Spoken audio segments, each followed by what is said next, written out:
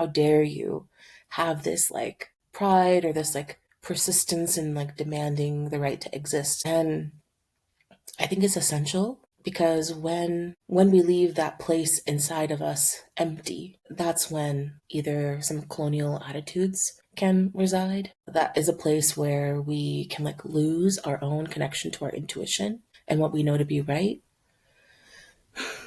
And one of the last places colonialism leaves is our minds, is our bodies. And so fat people have a responsibility to demand our right to exist. Whether it comes with pride or weight neutrality or like body neutrality, just like, we don't have to love ourselves in order to have permission to exist or permission for ourselves to take good care of ourselves. You don't have to love your body in order to take good care of it.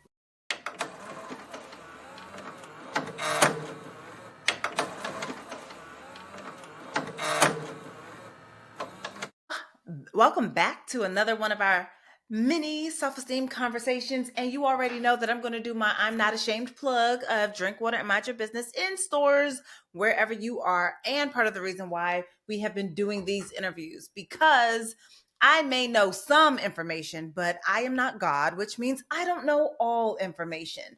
We have to talk to other experts in this field and out of it for us to have a better sense of what self-esteem is and how we can have better self-esteem. And to that end, today I bring to you the fat sex therapist themselves, Sonalee. Hi.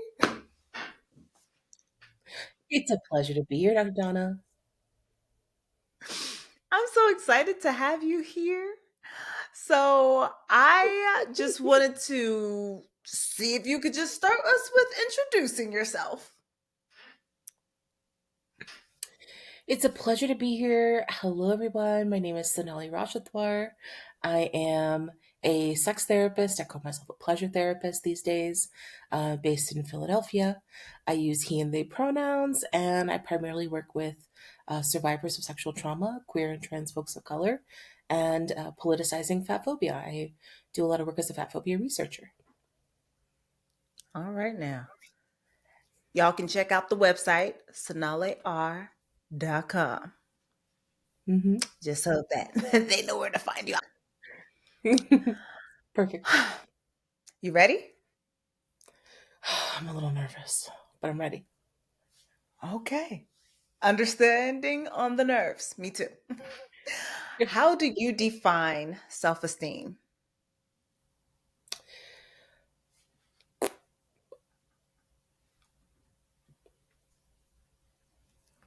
Self esteem is a way that we relate to ourselves. I find it to be something that culminates our beliefs and attitudes about ourselves. It could be moral, it could be ethical, it could be um, based around worthiness, or sometimes political or uh, socially dis- socially ascribed norms of desirability. Self esteem is a really complex relationship that we have with ourselves. And I think sometimes it's like not, it's really emphasized as a real thing, but I think it's really fleeting, the experiences we have of Mm. the way we relate to ourselves. Sometimes it's like really pathologized in therapy as, well, someone has an eating disorder, and so therefore we should look at their self esteem issues and see what's at the root of it. And it's kind of this way of addressing a political problem in this really personal way. And You you said know me, it. I have some issues with that. Absolutely.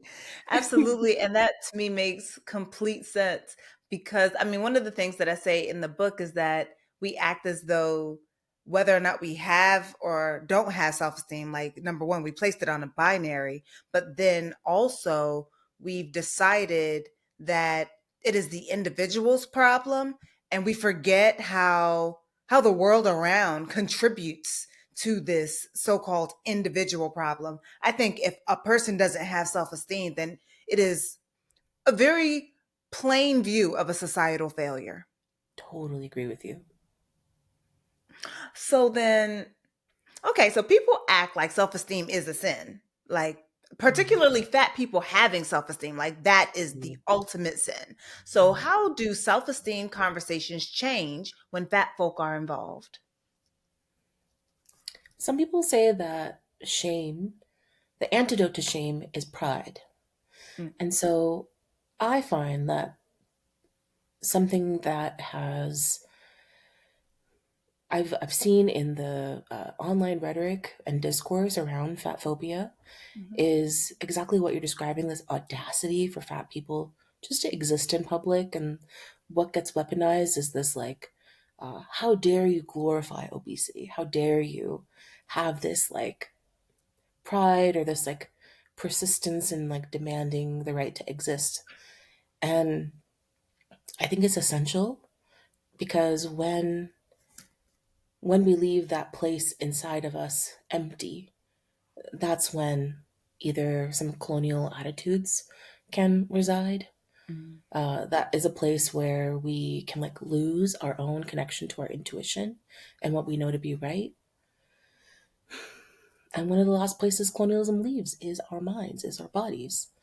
And so fat people have a responsibility to demand our right to exist, whether it comes with pride or weight neutrality or like body neutrality, just like, we don't have to love ourselves in order to have permission to exist or permission for ourselves to take good care of ourselves. You don't have to love your body in order to take good care of it. Ooh, I love that. The introduction of this idea of neutrality, that you can be neutral. And it sort of, I guess, in a way, challenges me in thinking about self esteem. I've placed it upon a spectrum because I think that the binary is bullshit. Um, but in the spectrum, like if they were, of course, to be anchored, then it would be anchored by ideas of the binary. So vacant self esteem and secure self esteem, with damaged and fragile self esteem sort of like taking up place in the middle somewhere. And noting that sometimes where you are changes on the situation that you're also in. So trying to make sure that Right. I'm keeping all these things in sort of place. And it makes me wonder, what would a more neutral self-esteem look like? One where it doesn't have to be necessarily secure positive or vacant negative. What does sort of a neutral one look like? You gave me something to think about there. It's also so not fixed. Like, it's so not permanent, right? Like, self esteem or the way we feel about ourselves is so fleeting. Like, a self, a self doubting will return. A, a regret of a decision we made in the past will return. A feeling of, oh, am I not doing enough? Am I not enough? Will return. Even if today, for a few moments, I feel like, I'm secure in the buttered toast and eggs that I made for my breakfast today.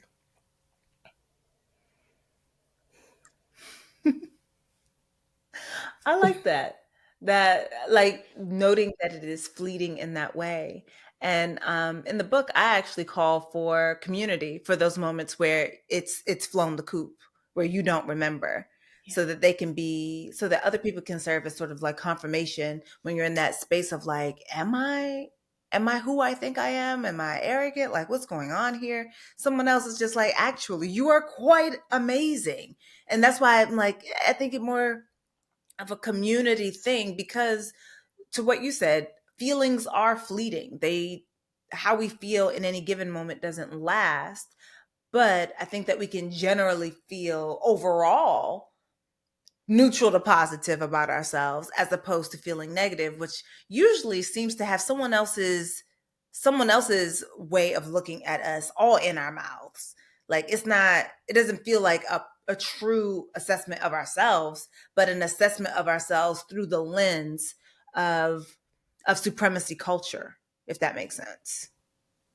Yeah. And I would say it depends on what the negative attitude is too about ourselves. Like, are we holding ourselves accountable to some way we'd like to be in a friendship? Like, yeah, I would like to be showing up more in that friendship, or reaching out more to them, or calling more.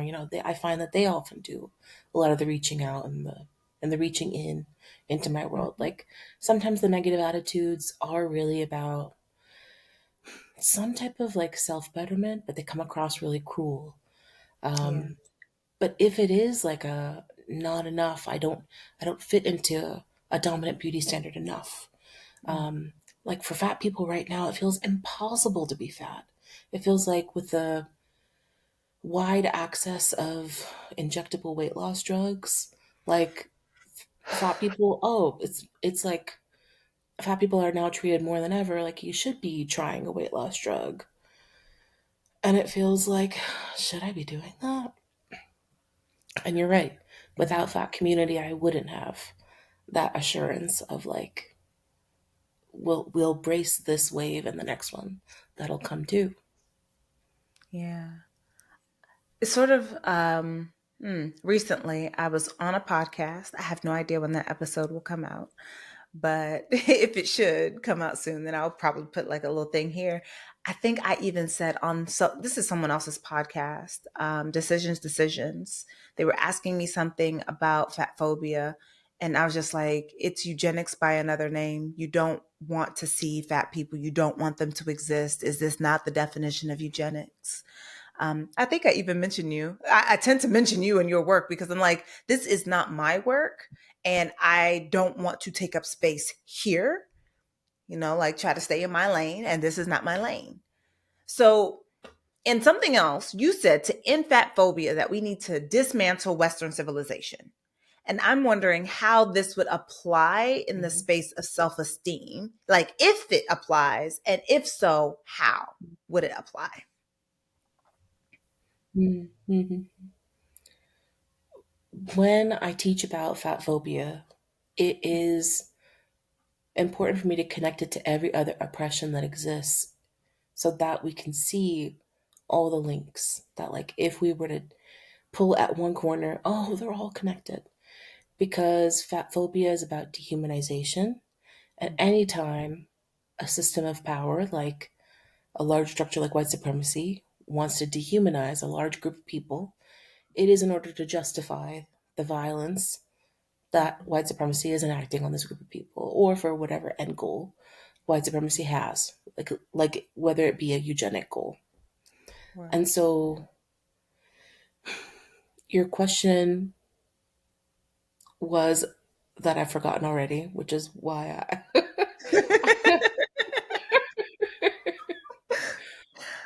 The question was, how would like this idea of dismantling Western civilization also apply, if it does apply to self-esteem, and how would it apply? I guess I'm thinking in terms of with with self-esteem, it feels like I say it's one of those things I say in the book. The self-esteem is for white people, and that the rest of us have not. This is not something that the rest of us have been invited to. You're not supposed to actually like yourself given the structures. Um, and so I was wondering, in that sense, like for you, would you say that this idea of dismantling Western civilization, would it apply to how we may be able to not just end fat phobia, but also to allow more access to self esteem? Mm. Oh, there's two different ways about that. Like, when I say Western civilization needs to be destroyed, I'm talking about the concept of fat phobia and the concept of like, oh, I should spend my time navel gazing and ask and constantly um, measuring my individual self up to like my not enoughness Mm, by fat phobia standards. And if I spend all my time doing that, not only am I hungry, and because I'm likely dieting or likely agreeing I'm not enough, I'm not doing enough. Maybe I'm trying to be more productive. Maybe I'm trying another diet. My mind isn't as accessible, and I'm not actually paying attention to those systems that are around me that benefit from me directing that rage inward instead of mm, at these like larger systems. So like when I say Western civilization needs to be destroyed, I'm thinking about like these. Western, these white, these thin norms of civility, of Mm. like, and when you say self-esteem, I do think of like 90s self-help books and how like if you just buy this 1999 self-help book, you can have self-esteem like white women, like thin white women. Which is like not accessible to us. That's not possible. There's No. like no amount of a 1999 self-help book that's going to get either of us like white women self-esteem. And also at the same time, we do deserve like a peace. Like I don't know if self-esteem is like an internal peace around I'm allowed to exist the way I am. Like that feels Mm. different from self-esteem, but maybe it's similar, like an intuitive I knowing. think I am, oh, yeah, an intuitive knowing, absolutely. I think for me, I am redefining self-esteem outside of the very strict confines that I think that it exists. So for me, it is being able to exist as you are, to know that who you are right now in this moment is very valuable. Like the value cannot be even measured. You're so invaluable that it is not measured by your labor, by what your body looks like, by your skin tone. It is not late is not it cannot be belied by your productivity, what you offer to others. Sim- because you exist, because you are already fully substantive, you're fully of value, and there ain't shit you can do to not be of value. Yeah. You just exist. Sorry, sis, you're awesome, right? Like, sorry, whoever you are, you are as you are. You are, right? And I don't want to put anything after the R, because I feel like then people like, oh, you don't have to even be that. Because you are, because you exist, you have value, even if everyone else says you don't. That's speaking like someone who knows about divine love. Or like to be like divinely like like you have a reason that you're here. Like you were sent here to figure out what your job is here to do. And it's unique to you. It can't be Word. done by And it may anybody be just else. to enjoy. Yeah. Yes. Yeah.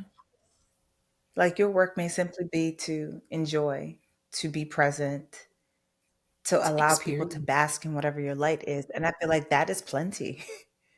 Yeah. That's a lot.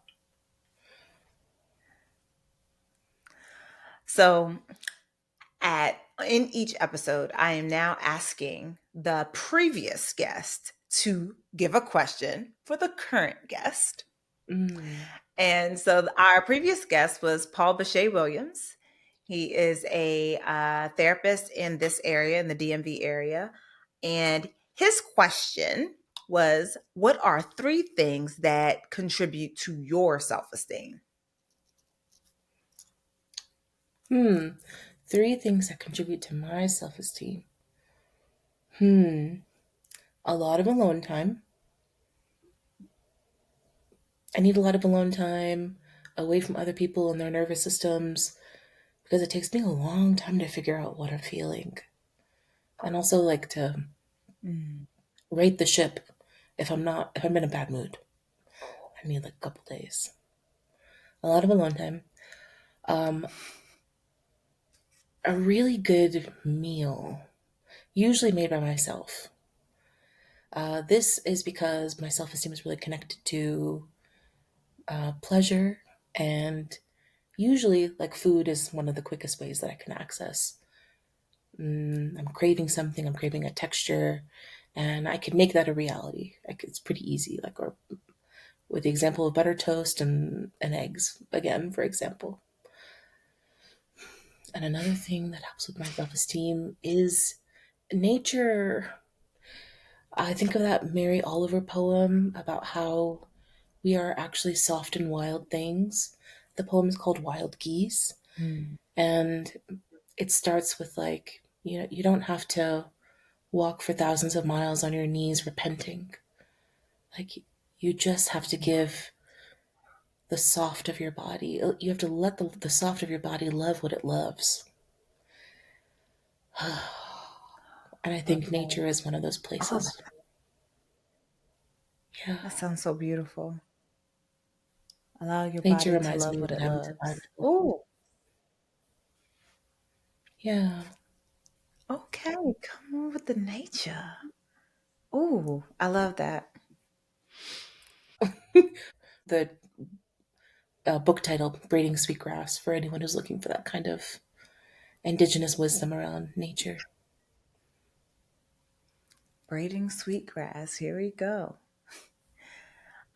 My final question is there anything you wish I asked you but did not? Hmm. I wished we got to talk about whether self esteem is real.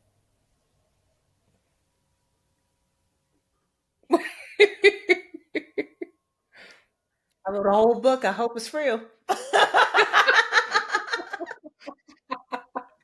But maybe not. Okay, maybe not if it's real, but the way, you know how colonialism will tell us, will invent, oh, you must eat 3 solid meals a day and then you're nourished enough. You must get 8 hours of sleep a day and then you've slept enough. And then we'll create these industries Mm, so that someone can like achieve the right amount of sleep that I should be having. And I wonder if self esteem is yeah. like that too. If If it's really just bullshit. no, no,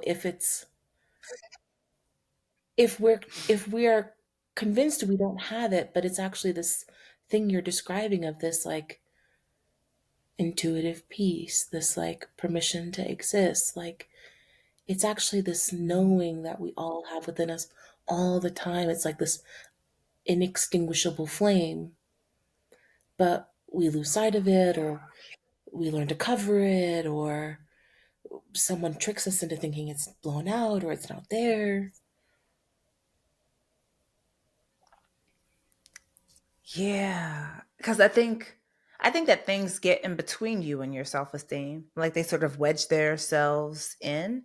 I think that we already know. We number one, I think a lot of people act like they don't know things about themselves or like somebody knows better than them about themselves.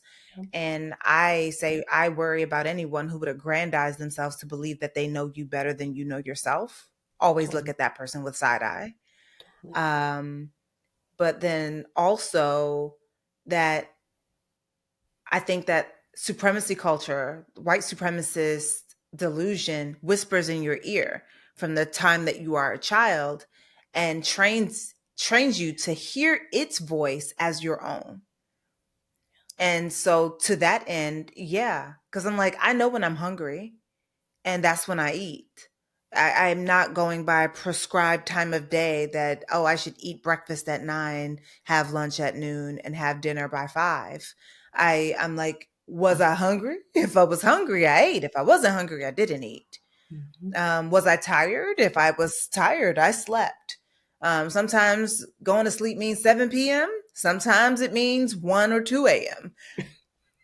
I'm trying not to create 'cause when I've tried to stick to a regimen specifically for sleeping, because with eating that it was never going to work, but with sleeping, I feel like I gave myself extra anxiety. I gave myself the gift of being anxious as fuck about what time I was falling asleep and when I would wake up and if it would be good enough and what I needed to do better. And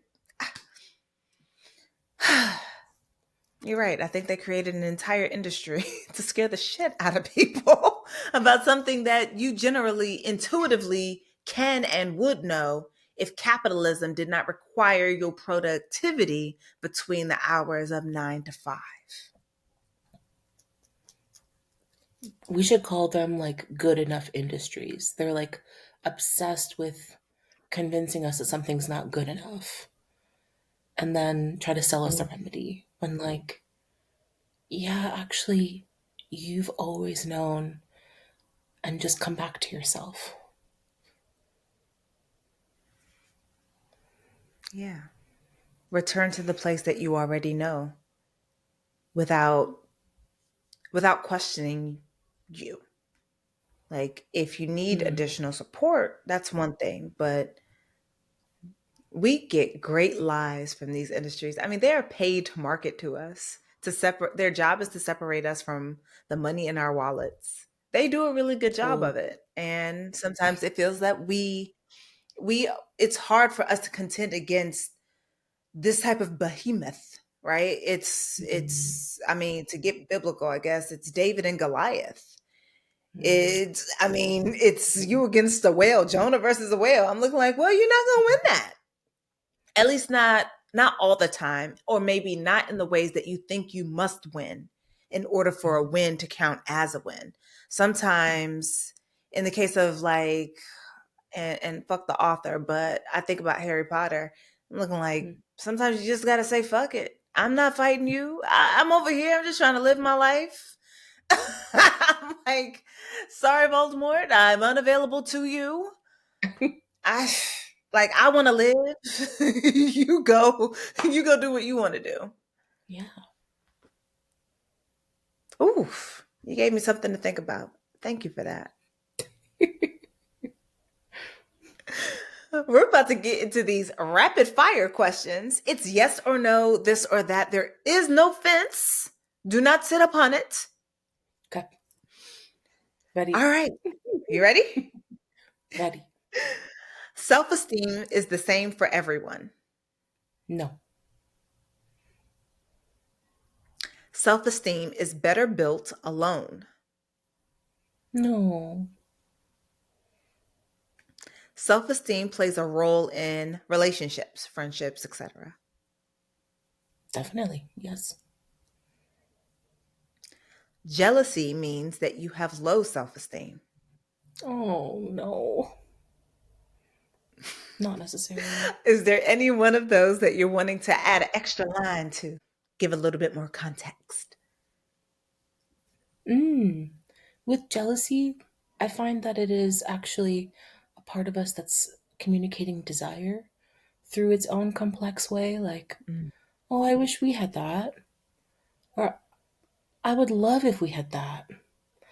And it would be really cool if, because this especially gets demonized for women, um, the feeling of jealousy and many feelings like that, like loneliness and regret as well. But I wish we could see it as that's just part of you wanting something and letting you know it wants that. I love that. Being able to actually express and hold space for the fact that you have a desire. I mean, Yeah, and you can have that but thing. for real, You can have whatever you want. all that, yes. So before we get to the part where you leave our folks with a tip, I'm wondering if you have a question for the next guest pertaining to self esteem that you want them to answer. And I'm going to ask you to put it in the chat. Don't say it out loud. Make sure I don't miss the question. Ooh, ooh, ooh, I like this question.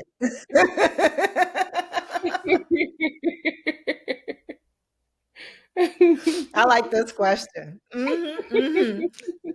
For those of you who are watching, you will know what this question is in the next episode, not in this one. So you make sure to keep going. Now, as for you, can you leave the folk watching with one tip on maybe building a closer relationship to their secure self esteem? Hmm. Be cautious of a quick fix remedy that is offering you a personal solution to a political problem. And drops the mic. Ooh, yes, be wary. Like it's your personal issue, but we're never gonna talk about the political thing. Okay. We're never going to give you free Okay. healthcare. We're never going to give you reasonable cost of living. We're never going to give you free housing. Just keep internalizing the stress of surviving capitalism. That. And don't get mad. Where can the people stalk you or find you, engage with you? You can always find me on my website, sonaleeR.com, and Instagram for now at The Fat Sex Therapist, and soon to be Substack, The Fat Sex Therapist. Okay, Substack. I feel like everybody's moving to Substack. I may have to make a move. All right, y'all. Thank you for joining us for one of our self-esteem mini combos. Be sure to leave your thoughts, your all that stuff in the comments. You know what to do. Comment, like, share, and be sure to return for the next episode of our mini conversations. If you feel like there's a question that you want answered, then you can send it directly to us or put it in the comments. And when we do our next round, we can get someone who knows something to answer it for you. All right, y'all. Bye.